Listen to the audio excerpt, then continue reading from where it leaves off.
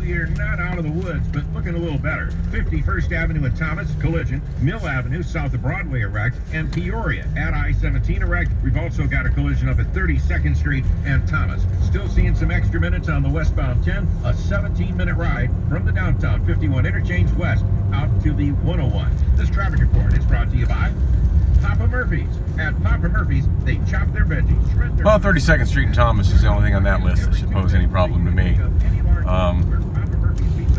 Wow, yeah, still having a hell of a productive day. It is Tuesday, 5:15 p.m., August 17th, and darn, I was kind of hoping to swing by the mental health clinic and find out what the heck happened with my therapy appointment, but I didn't make it there by 5, and I think they're open till 6, but if I don't get there before 5, it's kind of pointless to show up. Anyway, so while I was over at Nick's store, I got one order for one CD. I got it packed and shipped. Hey, a little bit of sales on the eBay store is better than nothing, so I appreciate them all. You know, I can't go into Nick's store and not buy something. I had a whopping $3 cash on me, and he still sold me a random, kind of low value 12-inch single and a box full of 8-tracks. I think he just saves all the 8-tracks. He doesn't even mess, doesn't even care. just take those out of here, Dan. He knew they were more than $1. What he should have been asking me for them, but I think he just enjoys sending me out the door with a box full of 8-tracks. I don't end up cluttering up the store. That's really not his deal.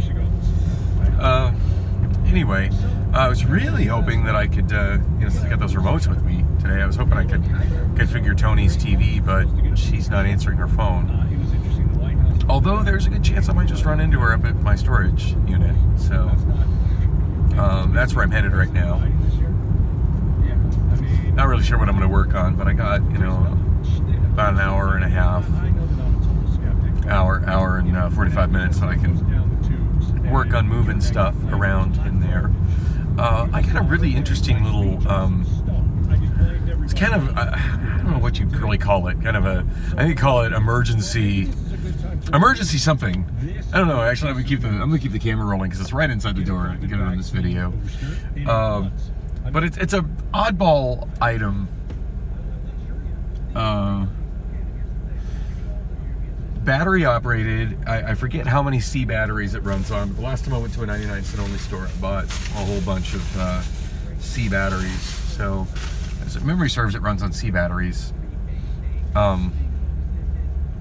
And it is a black and white TV, AM, FM, as well as I believe shortwave and weather band radio. And it also has kind of a floodlight and a spotlight kind of thing combined. I forget what the heck it's called, but basically the concept is during an extended power outage, you should be able to receive, whatever information is being transmitted on, whatever frequencies is being transmitted, and also have light. It's brand new in the box. It's never been opened. Captain Mike gave it to me as a gift years ago. I would imagine he found it out thrifting for next to nothing. That's kind of how he rolls. He used to bring me interesting thrift store treasures all the time. So it's one of the more interesting ones. Now, I did get it from him, definitely. I forget what year I got it from him. I've had it a long time. But I'm pretty sure I got it from him after 2009, which of course means by the time I got it, in TSC, analog TV was already defunct. Now, I do think Arizona did, in fact, I'm positive, the Phoenix area did have a couple of low power TV stations that stayed on the air after the great analog shutdown in 2009, but it was nothing I would watch. Okay, I apparently didn't do that right. Hang on. There we go.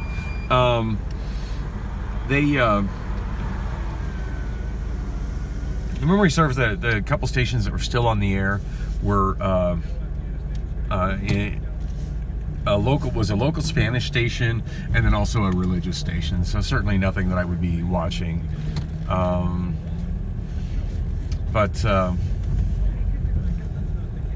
So yeah, that's just kind of borderline useless. I mean, there are ways, and there are some people that have done some YouTube videos about it. There are ways to get to transmit, really low power NTSC TV. Some that are legal, some that are questionably legal. As long as you're not pumping out a whole lot of juice, the FCC probably won't knock at your door and tell you to stop. So I have seen some YouTubers, and I want to name some names, though I forget which ones have done it, but I have seen a handful of YouTubers that have done that sort of thing in their homes. That way they can use their vintage NTSC TVs, your portable TVs. I mean, obviously, if you've got a non-portable TV, you're going to have probably a coaxial input at the very least, and more likely than that, and a composite input or some other kind of actual input where you can move this little monitor out the way. It's right here. I'm talking about right here. You can